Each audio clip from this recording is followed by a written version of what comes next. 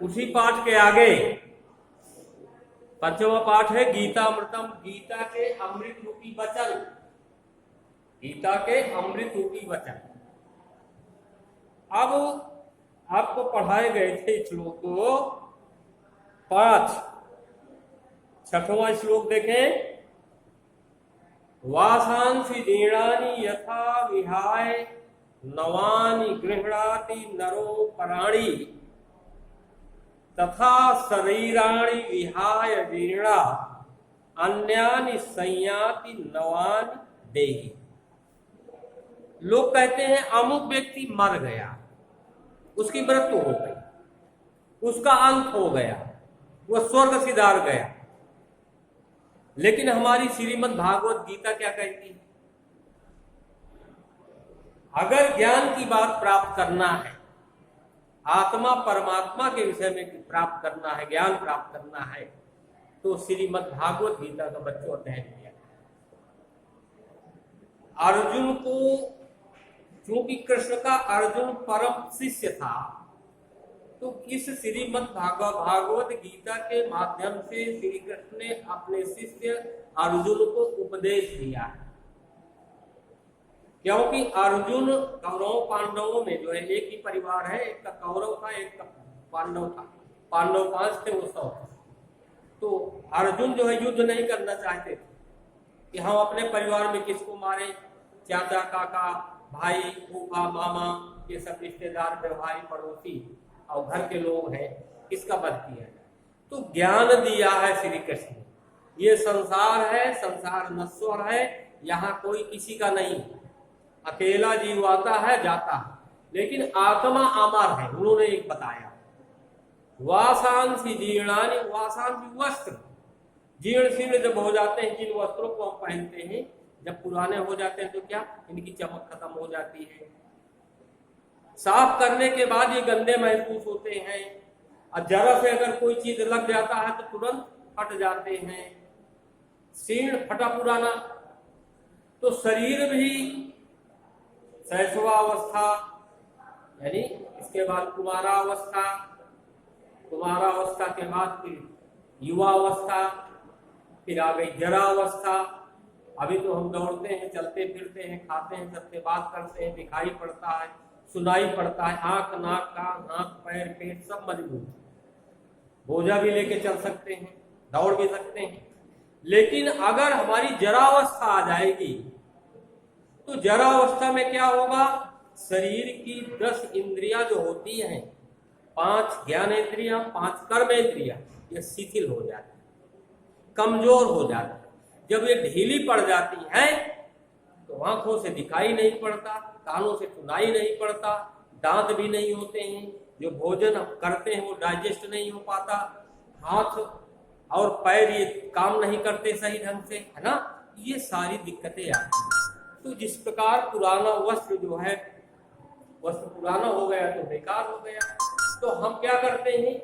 गीता के माध्यम से देखें, जीर्णानि शीर्णानि यथा विहाय नवानि गृह्णाति नरो पराणि। जिस प्रकार वासांसि जीर्णानि, पुराने फटे वस्त्रों को त्याग करके हम नए वस्त्रों को धारण कर लेते हैं। कपड़ा फट गया, दूसरा बनवा लिया, उसकी चमक देखिए। उसी प्रकार ये आत्मा क्या करता है कि तथा शरीराणि विहाय जीर्ण, जब ये शरीर हमारा जीर्ण शीर्ण हो जाता है, जरावस्था को प्राप्त हो जाता है ना, तो क्या ये आत्मा निकल करके अन्यानि संयाति नवानि देहि, नए शरीर को धारण कर लेता है, नए शरीर में पहुंच जाता है। हर कितना, यानी ये आत्मा जिस प्रकार हम पुराने वस्त्रों को छोड़कर नए वस्त्रों को अपने शरीर में धारण कर लेते हैं, उसी प्रकार ये आत्मा पुराने शरीर को छोड़ करके नया शरीर धारण कर लेता है। ये मतलब इंपॉर्टेंट श्लोक भी है। अगला देखें, नयनम छिंदन्ति शस्त्राणि नयनम दहति पावका न च एनम क्लेदियन दंतापो न शोषयति मारुता, नयनम लिखा हो। अब नयनम का आप अगर कहेंगे तो नयनम माने होता है आंख, लेकिन यहां इसकी संधि कर दीजिए, न धन एनम, तो इसका अर्थ हो जाएगा ना इसे, है ना, ये हो जाएगा। तो न इसे छिंदंती शस्त्राणि, शस्त्र जो है इसको टुकड़े नहीं कर सकते, काट नहीं सकते। शस्त्र से कोई चीज काटी जाती है ना, कुल्हाड़ी है, खुरपा है, फावड़ा है, हसिया है ना, आका है, तलवार है, इससे क्या कोई चीज, चाकू है, काटते हैं कि नहीं काटते, चाकू जैसे सब्जी काटते हैं। तो कहने का मतलब है कि इस आत्मा को न तो शस्त्र काट सकते हैं और न एनम दहति पावक, और इसको पावक माने होती आग, आग, अनल, पावक, बंधु, विषाण, हुताशन, दहन, ये आग के पर्याय। तो आग भी इसको जला नहीं सकती, दहति पावक, दहत माने जलाना, यानी अग्नि भी, आग भी इस आत्मा को, भाई पहली बात तो शस्त्र नहीं काट सकते इस आत्मा को, और न इसको आग जला सकती है। फिर इसके बाद न चयनम क्लेद यंदन तापो, और इसको जल भी नहीं गीला कर सकते, इस आत्मा को जल गीला नहीं कर सकता।